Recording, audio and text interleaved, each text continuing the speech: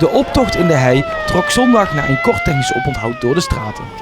Het jubileumjaar van de vereniging wordt aangevoerd door prins Bram en prinses Marielle. Hoe voelde het om prins en prinses te zijn? Geweldig, tot nu toe. Nog een paar dagen en dan zit het erop. Maar het was fantastisch. Ja. Ja, heel speciaal. Ik ben 6 jaar voorzitter, dus ik ga eigenlijk altijd al mee voorop. Maar ja, dit is wel de kers op de taart. Ja. Hoe hebben jullie de afgelopen dagen dan beleefd?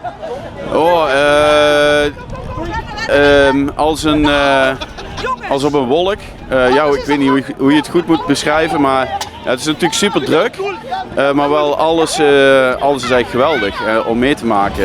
Je maakt je maar 1 keer mee en ja, fantastisch.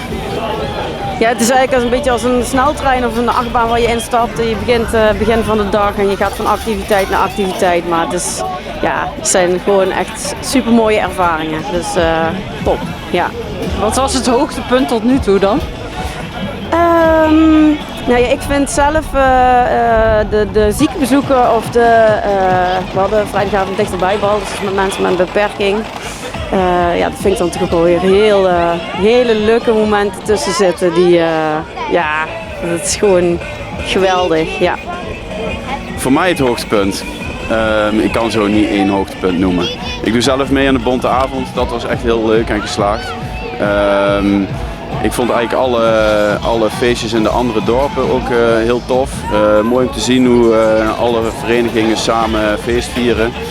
De installatie gisteren vond ik ook heel leuk om mee te maken, een keer van de andere kant. Ja, eigenlijk is het gewoon 6 weken lang 1 groot hoogtepunt.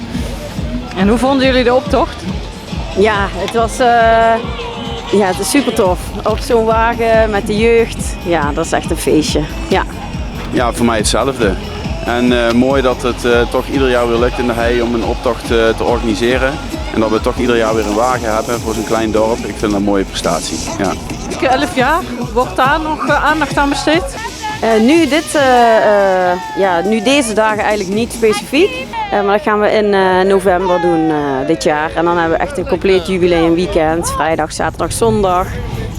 Met van jong tot oud activiteiten daartussen. Dus ja. En is het dan nog extra speciaal om jubileumprinsenpaar te zijn? Ja, dat is inderdaad wel nog een extra bekroning eigenlijk. Ja, je weet dat in een jubileumjaar dat je dan toch wel weer extra in de picture komt en extra op de bühne moet. Dus ja, dat voelt wel extra. Ja, nog een plus. Ja. Voor jou ook? Ja, ik ben niet opgegroeid met carnaval, of niet echt. Ik was de enige in het gezin die carnaval vierde, maar Marielle heeft het flink goed gemaakt. En eigenlijk vind ik het wel heel speciaal, ja, om jubileumprinsenpaar te zijn. Ja, ik had het eigenlijk niet verwacht.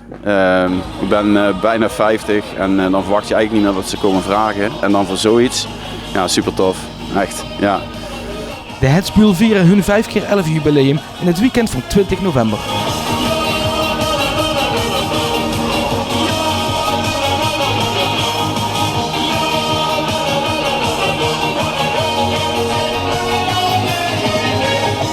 Slag volop, met een vis geschoten god, 6 minuten viel dat op. Lekker chansen aan de top.